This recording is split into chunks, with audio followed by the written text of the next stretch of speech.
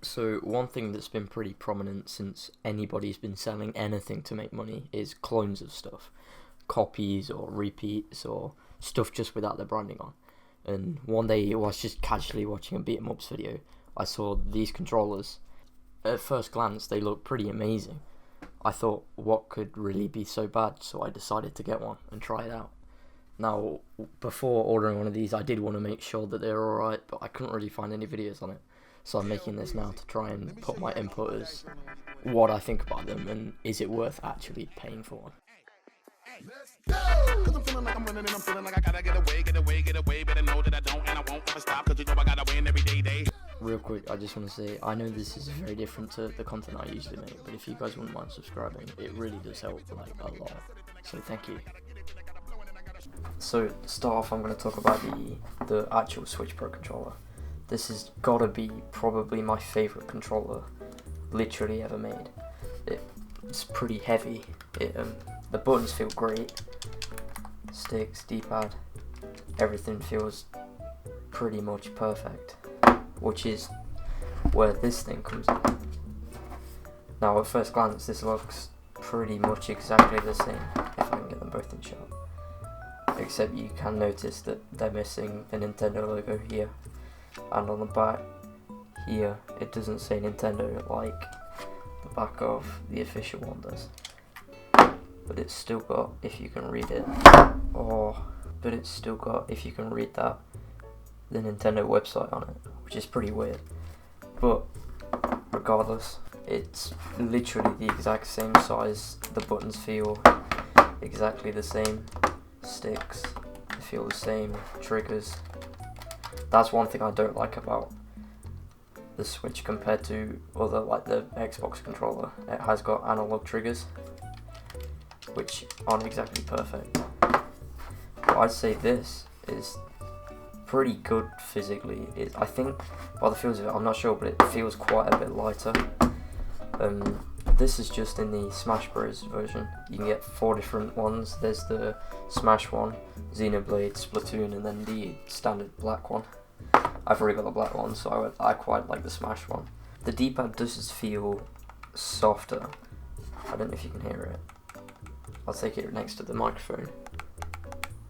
That's the official, and then that's the kind of fake one. It feels softer. The official one is very clicky though.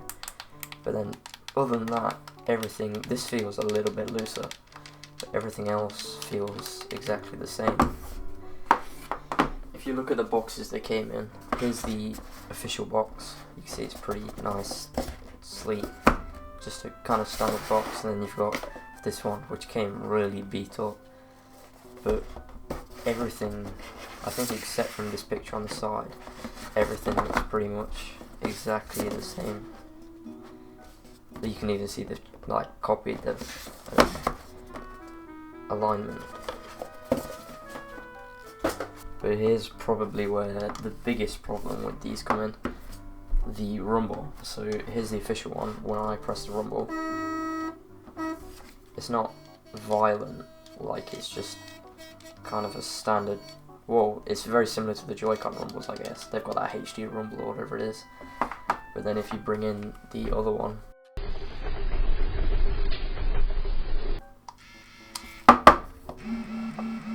it's a lot more violent. Like, it's not to the point where it's shaking out of your hands, like, but it definitely feels a little bit more violent in the way it rumbles.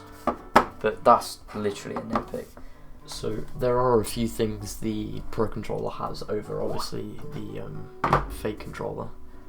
Probably I'm going to show off the biggest, because Smash can basically show everything. You can see if I switch this over to Amiibo and use this, which is like an Amiibo card I've got, scan that, you see the Amiibo shows up in the game. But if I exit back out, bring this controller over, go on the same, you can hear the rumble there. And if I use the Amiibo, you can see nothing. It doesn't have an NFC as far as I'm aware, so no matter where you put the amiibo card, it's not going to scan it in. But let's look at input lag. So we've got the same two characters here, both Link. So if I take them here, and then I'm going to pick this up because of the rumble, but you can see I'm pressing them at the exact same time. No input lag. We can move sideways, back. There's no difference. You can see it's the same pretty much. Like it feels the exact same as the regular one. The buttons do feel a little bit harder, I guess, but that's, again, it's barely noticeable. So you can see as well, there is no dead zone. It is completely like it picks up any little amount of force. If we go back onto the other stick, you can see the exact same here. There's no dead zone, so the sticks, like, they're exactly the same.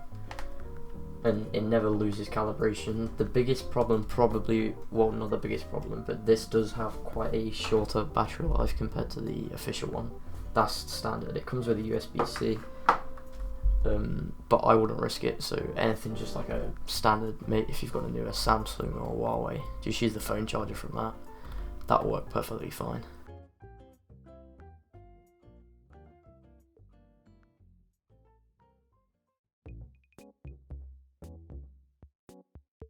So would I recommend you to go out and buy this? Well, I paid £15 for it, which isn't bad considering what it is. Like, it's great. It's pretty much as good as my official one. I bought it as a second one for when people come over, so we've got enough controllers. I don't know if I can leave links, but I got mine off of a Wish, so if you just go on there and search your Nintendo Switch Pro Controller, you'll probably find it. I'd say, if you've got the money, just get an official one to be able to support them. But if you don't have the money and you really can't justify it, then this isn't a bad option. Anyway, thank you for watching.